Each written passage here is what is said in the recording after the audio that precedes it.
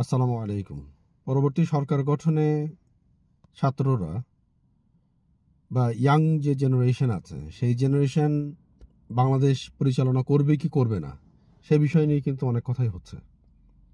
আজকে একটা বিষয় আমার খুব ভালো লেগেছে। আমি একটা নিউজ দেখলাম, যেটা হচ্ছে একজন সমন্বয়ক বলছেন জনগণের কাছে জিজ্ঞেস করার জন্য সাংবাদিকদেরকে যে তারা জনগণ কি চায়। এখানে সাংবাদিকদের জনগণের কাছে কিছু জিজ্ঞেস করার কিছু নাই। জনগণ যদি সাথে নাই থাকতো, তারা যদি নাই চাইতো, আজকে এই গণ অভ্যুত্থান তো সম্ভব ছিল না। সিম্পল। এখানে তো কারো দ্বিমত থাকার কথা না। সারা বাংলাদেশের মানুষ মাঠে নেমেছিল বলেই আজকে এটা সম্ভব হয়েছে। তো মানুষ চায় যে যে ইয়াং যে জেনারেশন আছে তারা আসুক সামনে।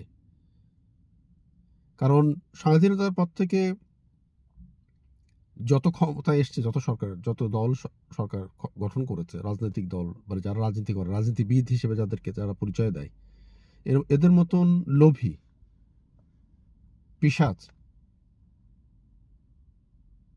কোথাও তো খুঁজে পাওয়া যাবে না। নিঃস্বার্থভাবে যদি কোনো গ্রুপ যদি নিঃস্বার্থভাবে কোনো কাজ করে, তাহলে সেটা স্টুডেন্টরাই।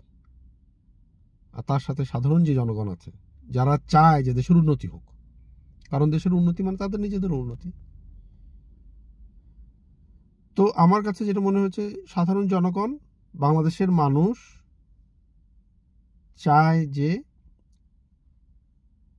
নতুন প্রজন্ম তারা দেশ পরিচালনা করুক। আমরা যারা দেশের বাইরে আছি আমরাও চাই যে নতুন প্রজন্ম তারা দেশ পরিচালনা করুক। এই চাওয়াটা চেয়েছিলাম 2007 সালের 20 আগস্টে, যখন মিলিটারির হাতে নির্যাতিত হলাম। কেয়ারটেকার গভর্নমেন্টের ফল হলো।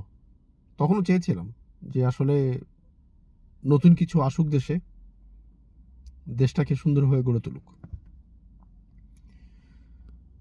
সেটা হয় নাই।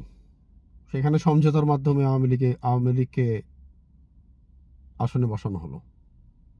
আর তারপরে তো ইতিহাস।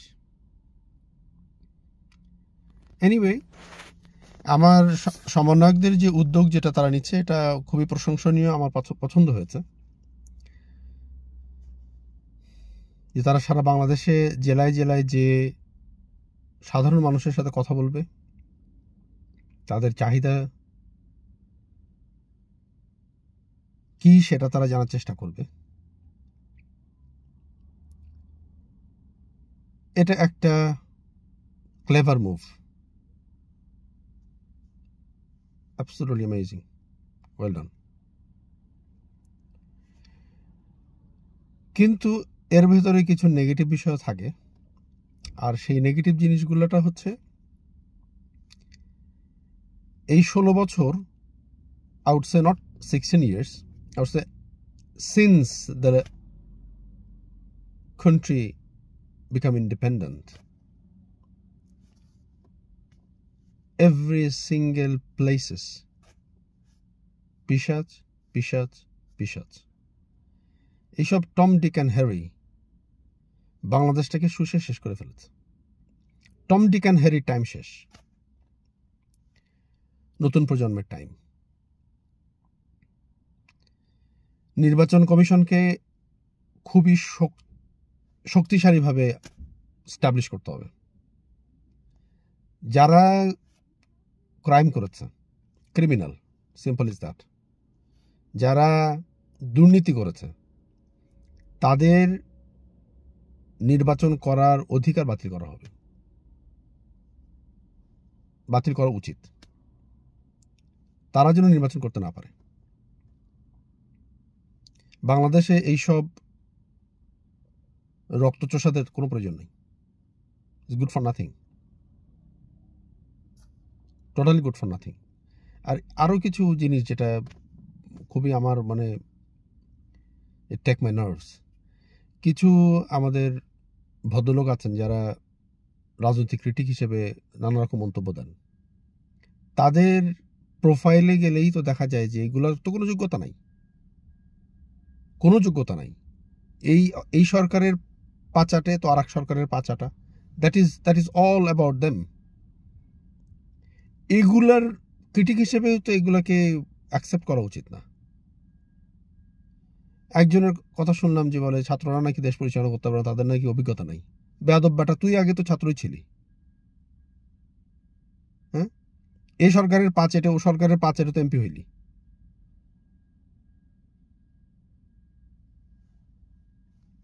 সরি, আমার আসলে ল্যাঙ্গুয়েজটা আমি হয়তো বেশি রাফ হয়ে যাচ্ছে, আই অ্যাপোলোজাইজ ফর দ্যাট। এইসব দেশের শত্রুদেরকে চিনতে হবে। এনিওয়ে, আমি লম্বা করব না, আমি সাধুবাদ জানাই। আর পার্সোনালি আমি চাই, আমরা চাই, দেশের মানুষ চাই নতুন প্রজন্ম আসুক, দেশ পরিচালনা করুক, দেশের উন্নতি হোক, সকলের উন্নতি হবে। ধন্যবাদ।